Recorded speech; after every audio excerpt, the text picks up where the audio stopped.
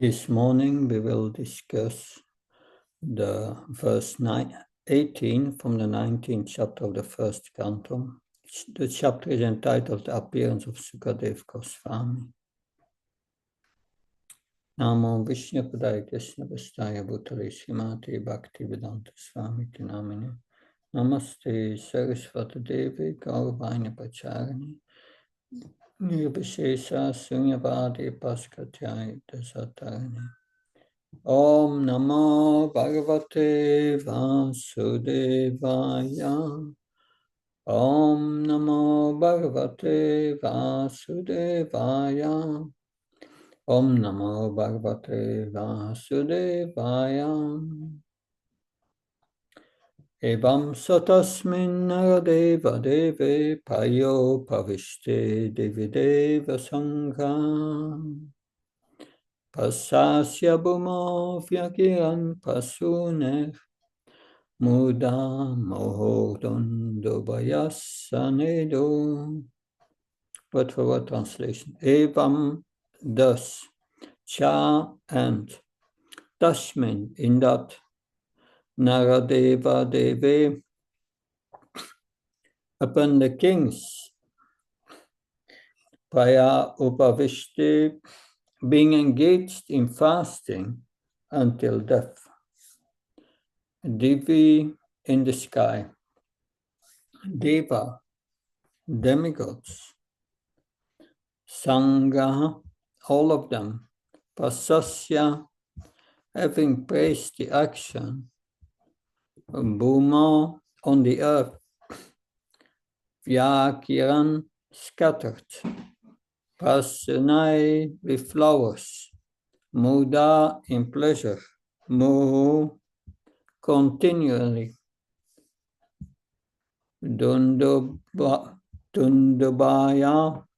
celestial drums. Cha, also.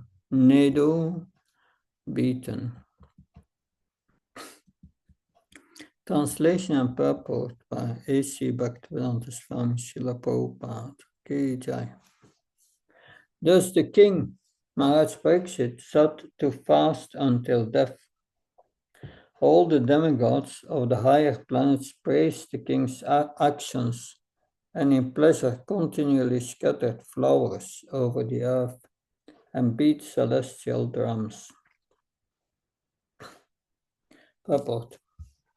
Even up to the time of Maharaj Pariksit, there were interplanetary communications, and the news of Maharaj Pariksit's fasting unto death to attain salvation reached the higher planets in the sky where the intelligent demigods live. The demigods are more luxurious than human beings, but all of them are obedient to the orders of the Supreme Lord.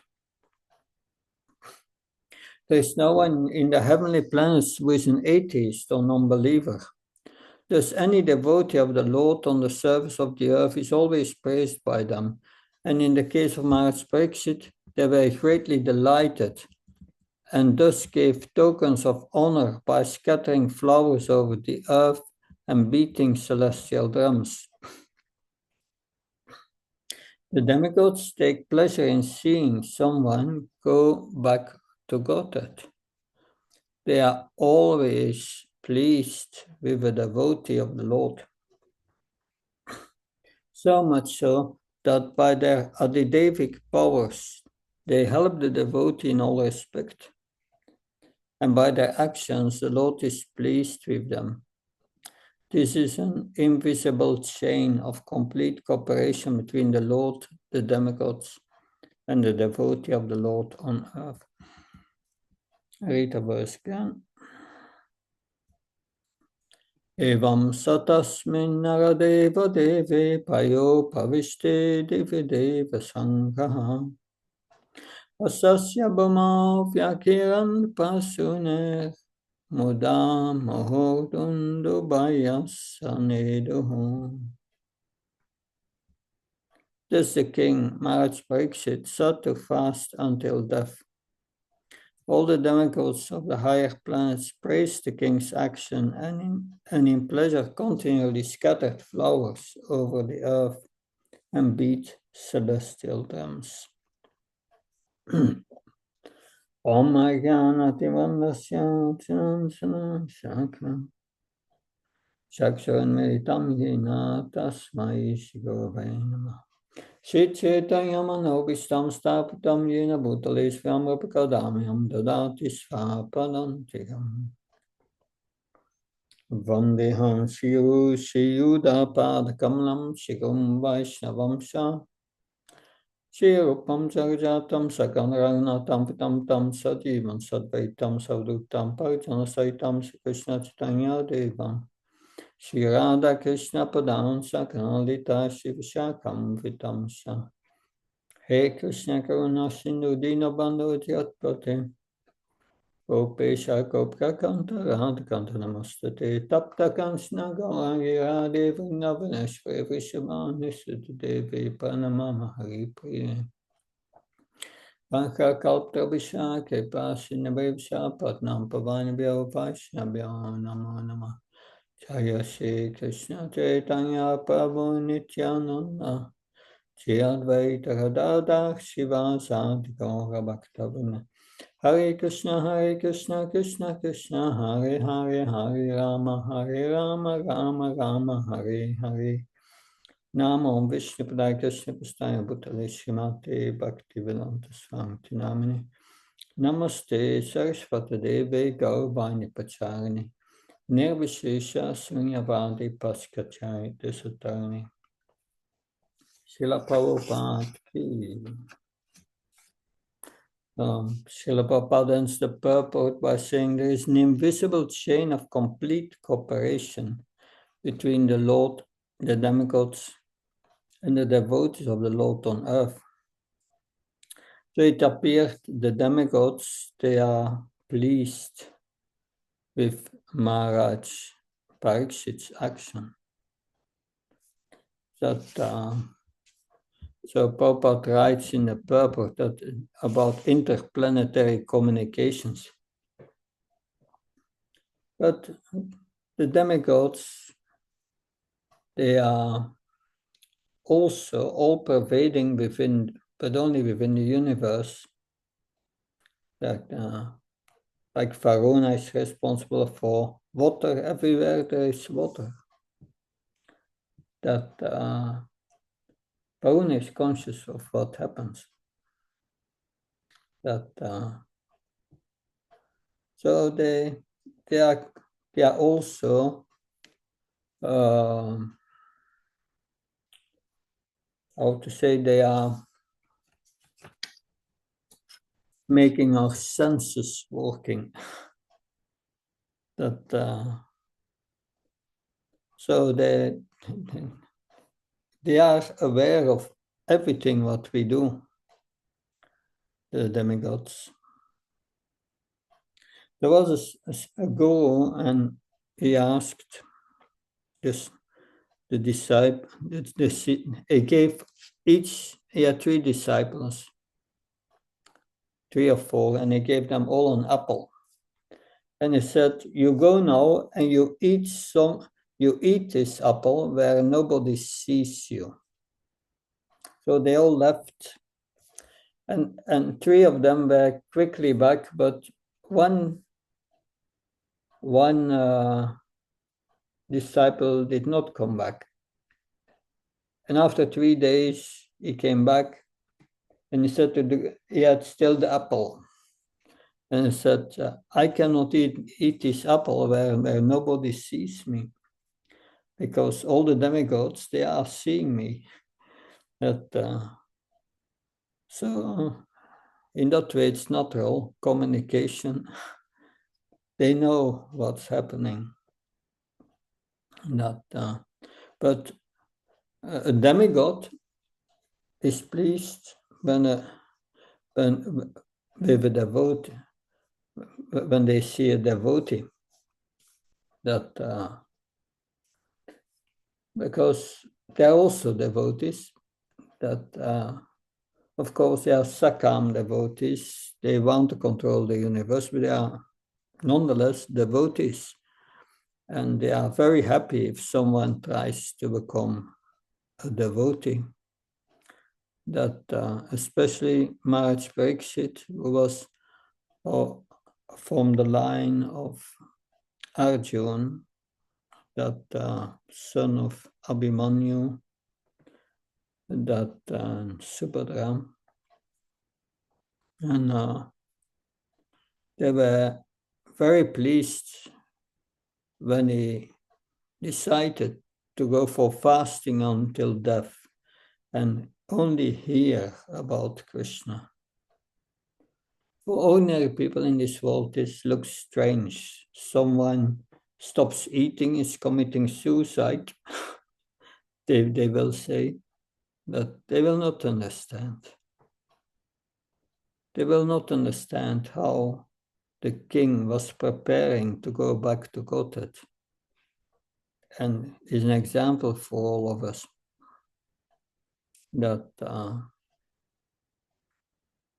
so the demigods, they were showering flowers.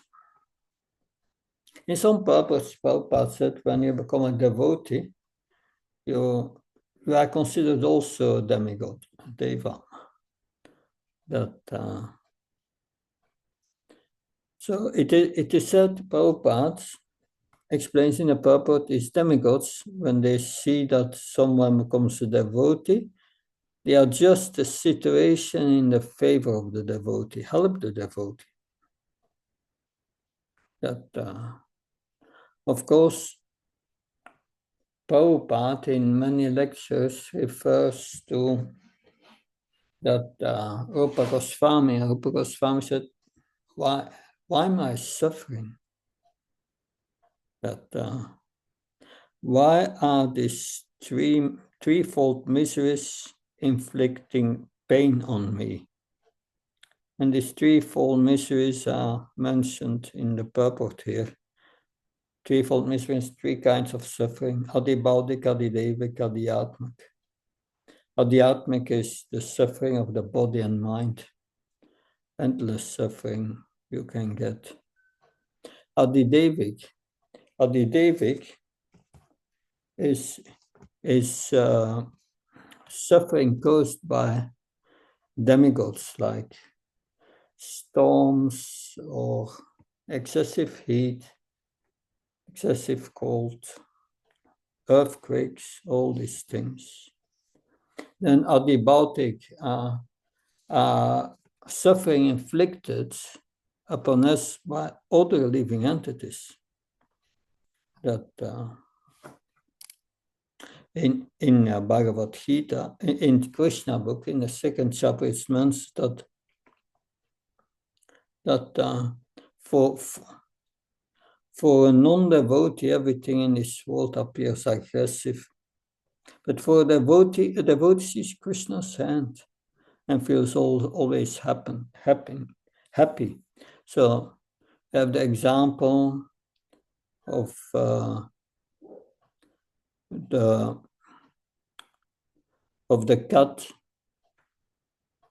cat who has a rat in her mouth, and the rat will not feel very happy with the situation because it experiences the mouth of the cat as death personified. But the cat is also carrying a kitten in her mouth, and the kitten feels, oh, my mother is caring for me. It's a very different feeling. But this material world favors the mode of goodness. That the demigods are in goodness, and devotees are supposed also to come to the mode of goodness gradually. We have different natures, but the Brahman is in the mode of goodness. And when you are in the mode of goodness, you know the truth. And if you know the truth, then you know how to diminish your suffering, to get out of suffering. Like in the 4th chapter of the Bhagavad Gita, I read that yesterday, because I recite every day one chapter of the Gita. But text 14, chapter 4.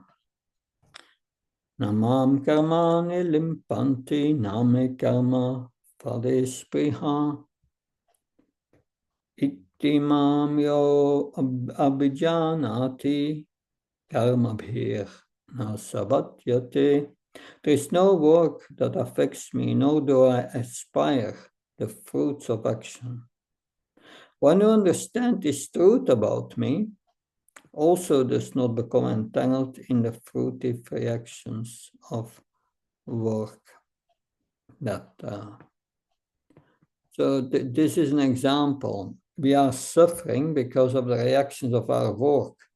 If we do activities with the intention to enjoy the body, then we are inviting suffering, terrible suffering in the future. If we do activities just for the pleasure of Krishna, we don't become entangled, we don't get reactions. No suffering, and our existing suffering diminishes. So it seems that also in chapter 13, Krishna says, in chapter 13 of Bhagavad Gita has 6 subject matters, that Jnana, Kshetra Jnanam, Jnanam, Prakati Purush.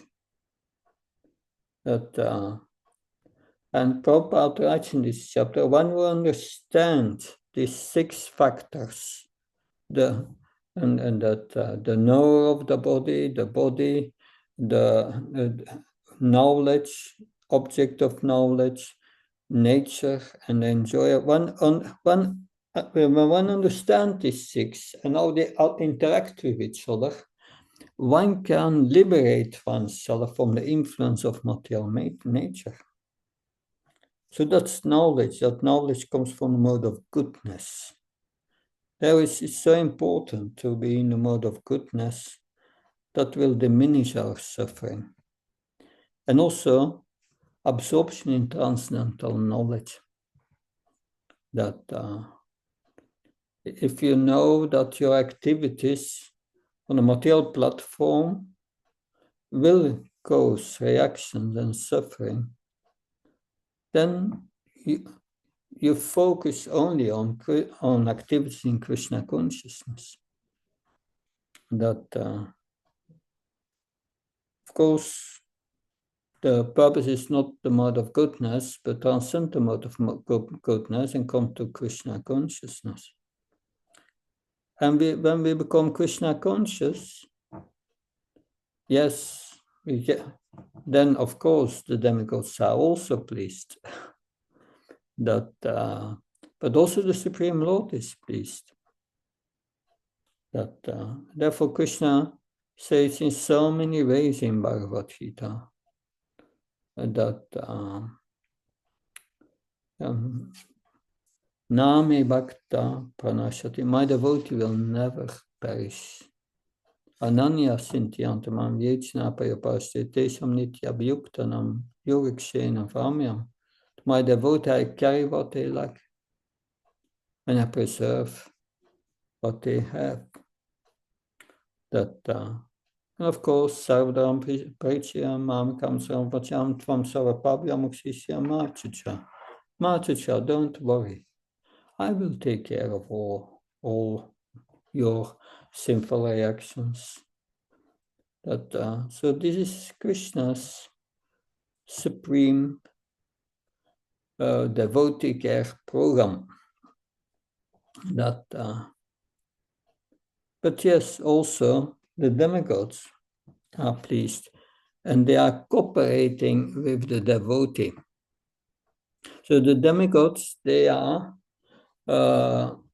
representing material nature. That and material nature, a devotee knows how to make material nature reciprocate favorably. That process is called jahya. Shachnachta karma karmanoyatra lokayam karmavana. The Vedas say that sacrifices to be done for Vishnu. Although also the demigods have great sacrifices to please Lord Vishnu. Lord Vishnu is being pleased. He appears in the fire. So that principle of jahya is important to make material nature reciprocate favorably. And when we're in the mode of goodness, he knows that, and performs his jahya to please Lord Vishnu.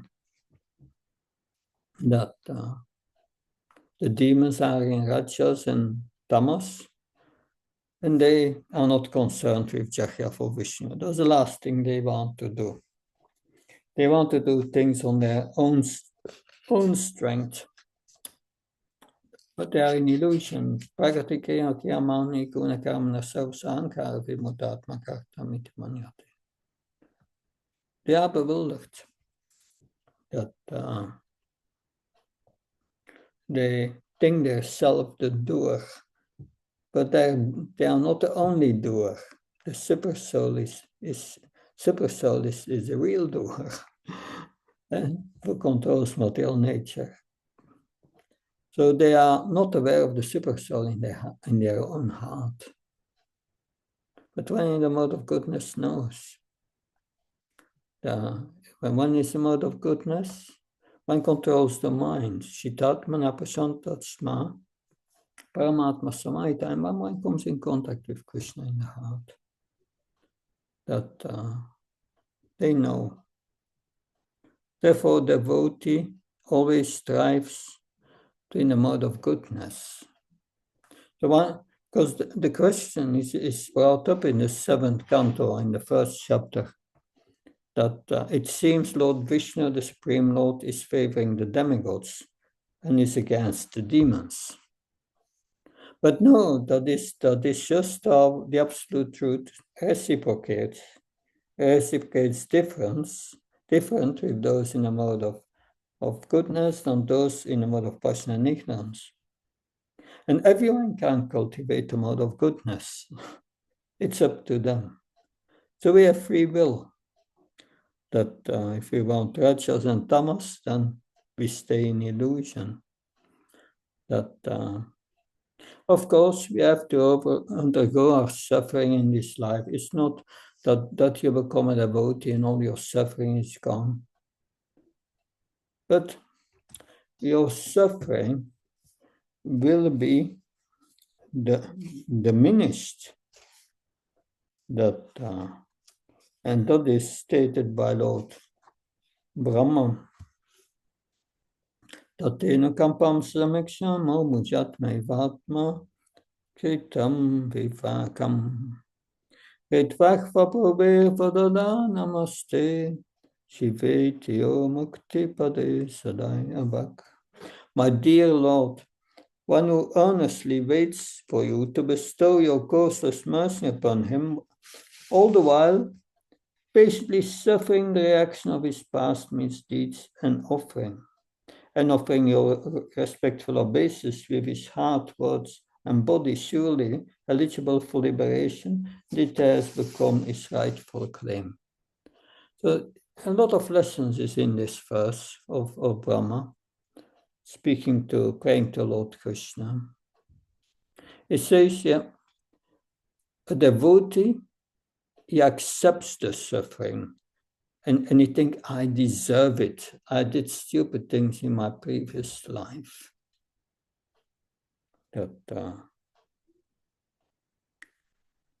So I have to undergo it. I just patiently receive the reactions. I accept it. From the moment you accept, the mind becomes more peaceful, and your suffering already diminishes just by accepting it. And Krishna reciprocates that through the demigods also, because the demigods, they adjust the situation in the favor of a devotee and let the devotee suffer less. That's a general principle, but sometimes Krishna let his devotees suffer to show how a devotee deals with suffering as an example for others. It's like teaching, the mother is teaching the daughter, chastising the daughter to teach the daughter-in-law. So Krishna uses his devotee as an example many times to show for others that a devotee, a pure devotee, is not so concerned with giving up his suffering. He wants to please Krishna, that's all. And if Krishna wants me to suffer, I will suffer, no problem. Like Chad Bharat. Chad Bharat was a pure devotee. He was giving the service to look after an agriculture field, some crops, so that the deer would not come and eat, the animals would not come and eat the crops. And one day some dacoits came and they took Jad Bharat with them. They were worshipping the goddess Kali, and they were going to offer him to the goddess Kali. And they prepared him to offer that. But Jad Bharat was thinking, if Krishna wants me to die like that, let me die like that, no problem. That it's just leaving my body. And he just accepted everything. But Kali was not happy. She knew he was a pure devotee. And she became very angry and came from the altar with all her weapons and beheaded all these dacoits just to save Jad Bharat. Of course, that's not an example for us to follow unless you are a pure devotee. That we protect, if danger for death comes, it's our duty to protect our body.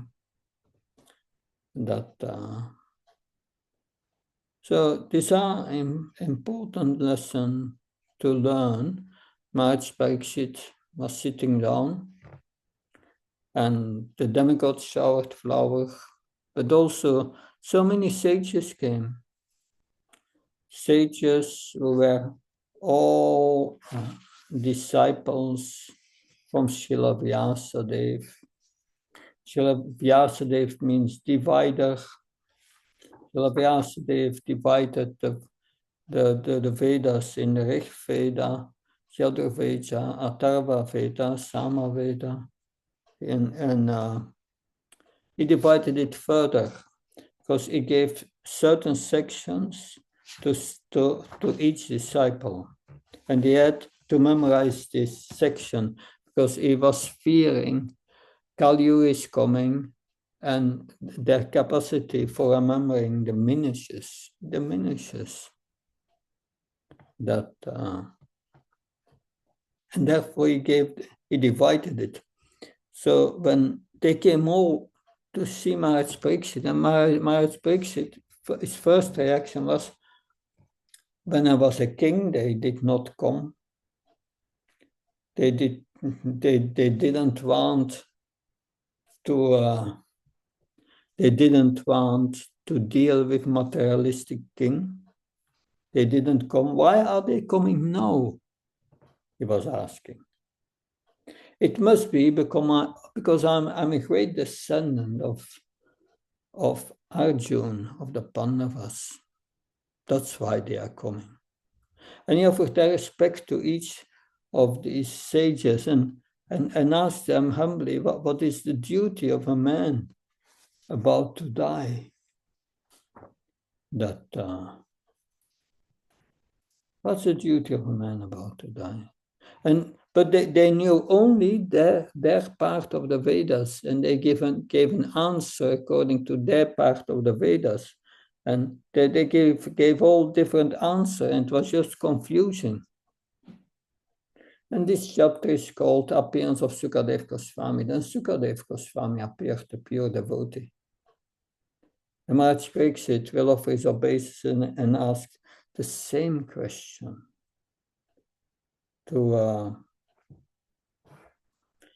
he asked the same question to Sukadev Goswami. And Sukadev Goswami said immediately, Vayane sate prashna kitaloka itam nripa. That's a good question, he said. Your question is beneficial for all the people of the world. Atmavit samatapam sa shotsta vyadisu vyapara. That's the answer on your question is the most important thing for hearing for all transcendentalists. Because envious householders who pass their night in sleeping and sex indulgence, during the day want to make money for maintaining family members, they are not interested in this subject matter because they are too materially engrossed. They are blind to know the absolute truth. And then he quotes Sukadev Goswami, gives a seed verse, very important verse of the Bhagavatam. Tasma bharata sarvatma bhagavanishvaro hari shotavya kirtitavya smartavya shishatabhya. He said to Maharaj, if you want to meet your death in 7 days from now, and you want to be fearless, you must hear, glorify, and remember the personality of God. And that is what the Bhagavatam about. And these demigods who were showering flowers, they knew.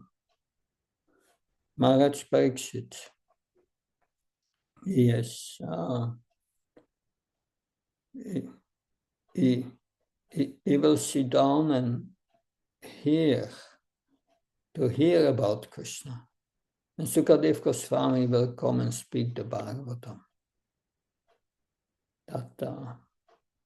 And also the demigods wants to hear the Bhagavatam.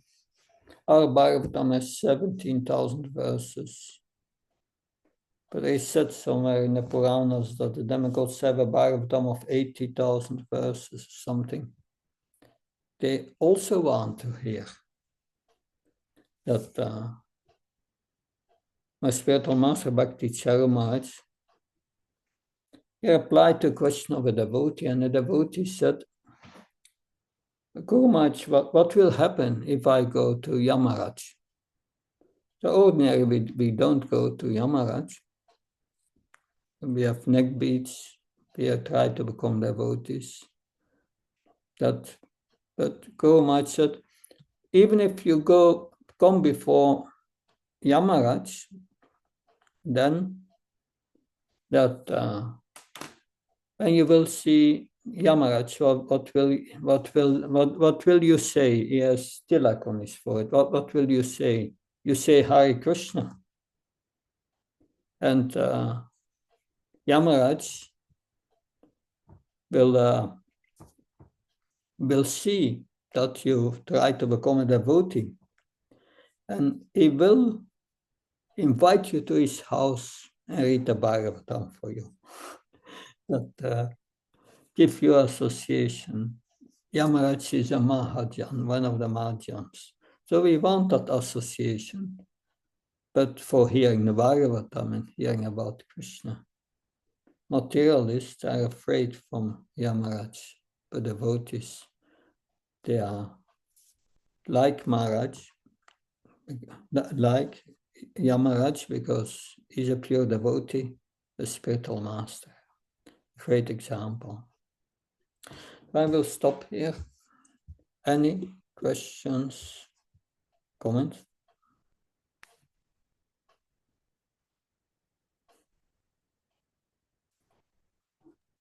Hare Krishna Maharaj. Thank you very much, Maharaj, for nice question. Nice lecture. I have a question about, many times for our day-to-day activities, we need to be in mode of passion. And so how we can, handle that situation? Because in the lecture you mentioned we should try to be more on mode of goodness. Mm-hmm. So how we can manage, like how we can convert that? Well, passion means activity. But Prabhupada did so many activities. Do you think he was ever in the mode of passion? No. No, Maharaj. He did everything calm, one after another, that in the mode of goodness. But he was always busy, one thing after another. Usually, when you are in the mode of goodness, doing activities one after another, you can do much more than those in the mode of passion.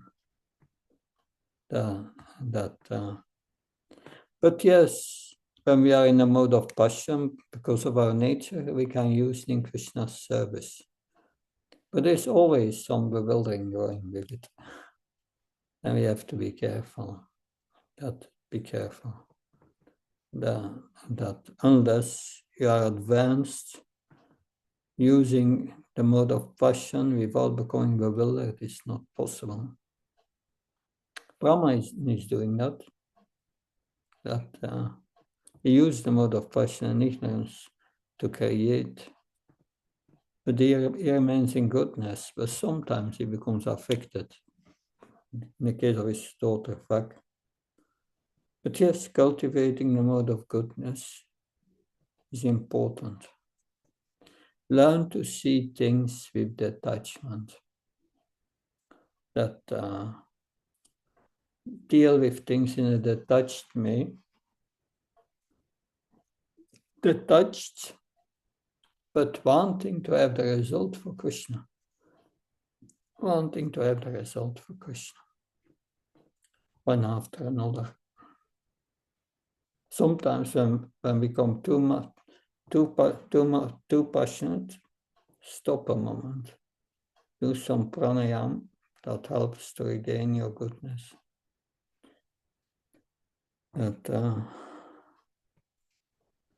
It's a lesson to learn. It takes half a lifetime or something or more for others to learn this art of acting in a mode of goodness. Does that help? Yes, Maharaj. Thank you very much, Maharaj. Okay. Then I wish you all the best and looking forward to see you in a few weeks, because in a few days I'm leaving for Mayapur and there I'm too busy to give online lectures, but I'm back on the 17th of February and after that we continue our classes. Thank you very much. Hare Krishna. Thank you, Maharaj. Jai Prabhupada. Thank you, Maharaj. Jai Guru Maharaj. Hare Krishna. Bhakti Prabhu Maharaj ki jai.